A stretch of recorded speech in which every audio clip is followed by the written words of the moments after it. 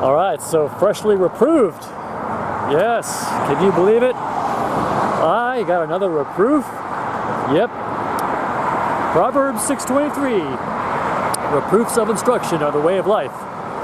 And so, now I want to tell you guys about a misconception about a reproof, which this recent reproof, I believe, demonstrates, because I was going out on a Sabbath day last Saturday, and instead of doing what the commandment says to keep it holy, and also in Isaiah it specifies that we're not supposed to be seeking our own pleasure and speaking our own words.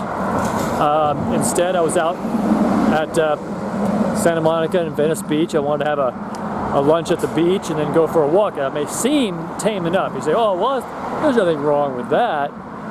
But I got a big reproof. I injured my hand in a scuffle with some guy. I was just having we were just playing King of the Mountain, and on the very first game that we played,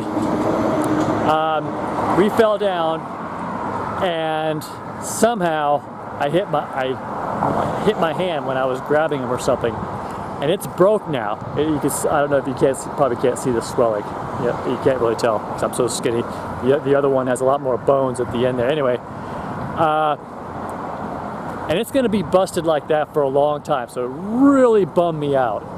And because now, I mean, especially when you're homeless, guys, when there's key operations that you have to do and things you have to carry, and you know, anybody, it'd be difficult. But especially if you had a job like that was needed physical. Because right now, I can't do nothing with this hand.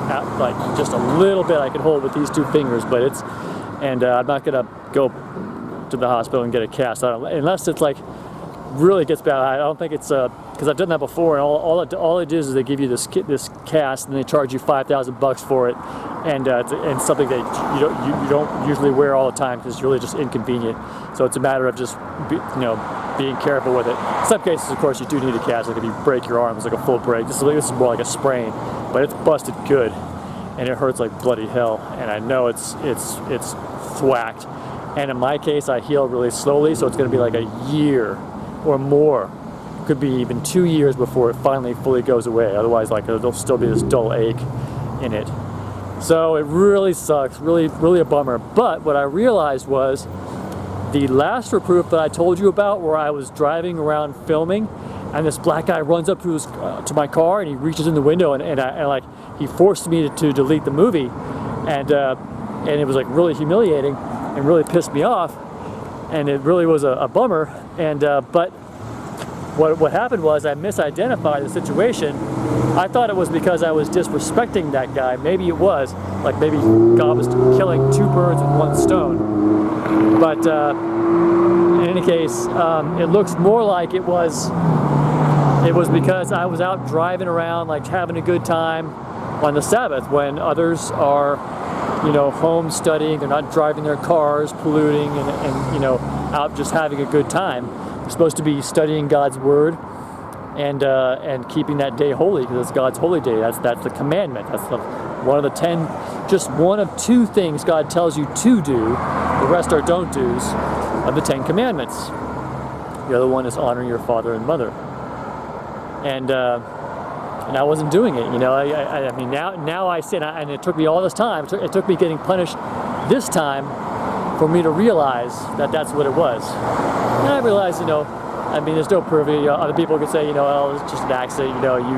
You were scuffling, and maybe who knows, your fingers are brittle or something like that. I do think they are. It's like, I don't know why I got a sprain just from that. But because I used to do that all the time. But maybe I'm getting older. I'm getting osteoporosis or something. But I'm definitely now going to be a lot more careful. But in any case, yeah. So I think that my conclusion is that it's from not obeying the Sabbath, because usually when something bad happens, I always ask myself, was it a reproof? And it really bummed me out, man. Because I mean, like now, I'm like, it's gonna suck. I mean, I can't hardly type. I can only type like one key with this, and so everything's a lot harder now. So luckily, I still have a little bit of use of this hand, but it sure is biffed. So yeah, unfortunately, it's a painful moment. these last few days happened on Saturday. It's now Monday, Labor Day, and I'll tell you, it's like I've just been kicking myself. Like, God, man. I even had a thought too before I left. Maybe it's safer just stay home. But nah, it's a beautiful day. I should get out. And I totally wasn't taking the Sabbath day as seriously as I should. I'm pretty sure that's what it was. I mean, it's hard to be certain, of course. I don't know.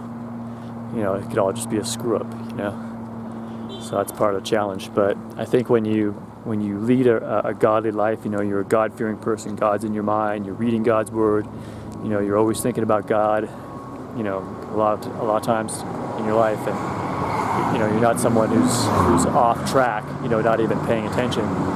When something like that happens, it's definitely worth a consideration. It's probably like a setup for, when something like that happens. It's because when something bad happens, it could just be random, or it could be the attack of the enemy. But in a case like that, it was like bam, right in my face for doing something stupid, like playing King of the Mountain with somebody at the Venice Beach Workout Center. It's just kind of fun. We used to do that, and it was just humiliating too. Like right the first game, and I'm like, oh shit, I think I messed up my hand. So I challenged the guy to a game. He won, and then I biffed my hand, which is going to be screwed up for a year or more, because my bones take a long time to heal. What a poop in my face, guys. Total loser-esque feeling. But I realized that's part of what this whole life is what that's been. That whole experience of just being, kind of like the no-win scenario, and there's just this feeling of being this totally inadequate loser.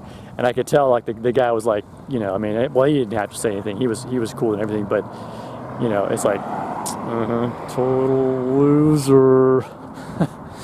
But that's if you wondering whether you're wasting your time watching a loser. Well, yeah, actually you're not wasting your time, because actually I have some things here where you can know that's not going to be the case if you're paying attention. But for now, that's what I am. Until the beauty for ashes, the garment of praise for the spirit of heaviness, the deliverance that Paul spoke of, to wit, the redemption of our bodies and also our souls, the all glorious within, so we won't be a loser or a jerk like I am, and constantly getting reproved, a man for the punishment of his sins, as Lamentations lays out. That's what we are, to a certain extent, right? Because if we have the no good thing dwelling in us, what are we? We're punching bags for our own sin. Even Paul said he was chief among sinners.